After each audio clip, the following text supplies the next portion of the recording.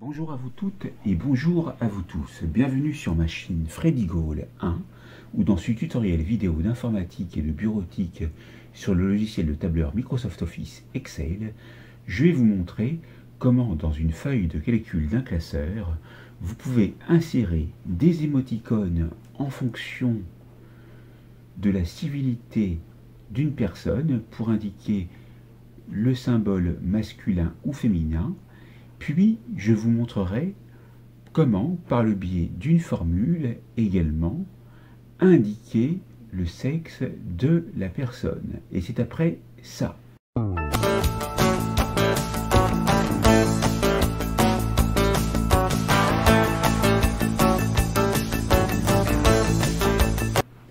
Donc ici, j'ai tapé un tout petit tableau avec, ici, 4 personnes, avec une colonne civilité, avec madame, monsieur, les noms, les prénoms, les genres et le sexe. Par défaut, ces colonnes-là, ici, sont vides. La colonne genre et la colonne sexe. Comment donc voir que Madame Cor Aline est de genre féminin avec un sexe féminin, pareil pour Alec Alain, pour Bande Anna et pour Madame Régent. Je vais donc supprimer tout ceci et je me retrouve avec mon tableau. Je vais donc me mettre en cellule D2 qui va recevoir donc la formule et nous allons utiliser une formule conditionnelle qui fonctionne toujours en utilisant le signe égal si on ouvre une parenthèse et on sélectionne la cellule A2 qui contient la civilité, donc si madame, on a le test logique qui apparaît et donc logiquement après le point virgule on va marquer la valeur si c'est vrai et entre guillemets je vais indiquer le symbole correspondant au sexe féminin. Vous appuyez sur la touche Alt du clavier que vous maintenez et sur le pavé numérique vous allez taper 12. Et vous voyez le symbole féminin qui apparaît. Vous n'oubliez pas de fermer les guillemets et donc maintenant que c'est fait, vous indiquez la valeur s'il faut qui est le troisième argument de cette fonction de condition. Et pour ce faire, vous devez d'abord appuyer sur le point virgule. On va ouvrir de nouveau une guillemet. Si vous ne savez pas où se trouve la guillemet, c'est la touche 3 du clavier située au-dessus des touches Z et E. Vous appuyez sur la touche Alt que vous maintenez et vous tapez 11 sur le pavé numérique et vous relâchez. Et vous avez le symbole masculin qui apparaît. Vous allez donc fermer maintenant la guillemet et pour que ceci fonctionne, vous devez fermer la parenthèse et vous voyez le curseur clignoter. Vous pouvez donc appuyer sur la touche Entrée. Vous voyez ici qu'il y a un message d'erreur. Alors nous allons y remédier et nous allons voir comment on fait pour éviter qu'il y a ce message d'erreur. En effet, dans la cellule, ici, on a seulement indiqué la cellule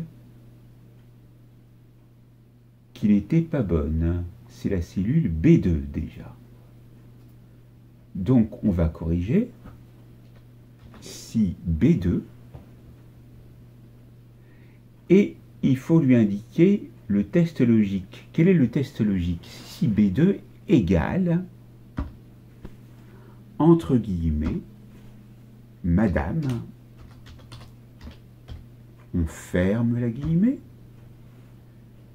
on va à la fin ici et on valide. Et là, en effet, la fonction marche et je peux, avec le signe plus figurant en bas à droite, étendre la sélection avec le clic gauche maintenu. Et ici, je me retrouve avec donc une erreur puisque on voit que le même genre est donc apporté à chacun des personnages qui sont ici. Donc comment faire pour pouvoir remédier à cela? Nous allons voir ça tout de suite. Vous allez voir, c'est très simple. Vous devez être attentif ou attentive en fonction de votre sexe, vous qui me regardez, à ce que vous tapez dans la cellule. Ici, il y a marqué B2. B2 correspond au nom de famille de la première personne. Mais moi, dans ma formule, j'ai marqué Madame. Madame se situe donc en A2. Donc vous devez mettre bien la cellule qui correspond. Et là, je vais à la fin et je valide. Qu'est-ce qui se passe? Le sexe change. Et je peux donc maintenant étendre la sélection. Et vous voyez donc que la modification a été apportée. Maintenant, pour le sexe, nous allons voir comment faire pour indiquer que Madame, c'est du sexe féminin, Monsieur, c'est du sexe masculin. C'est très simple, on va encore utiliser une fonction conditionnelle égale D2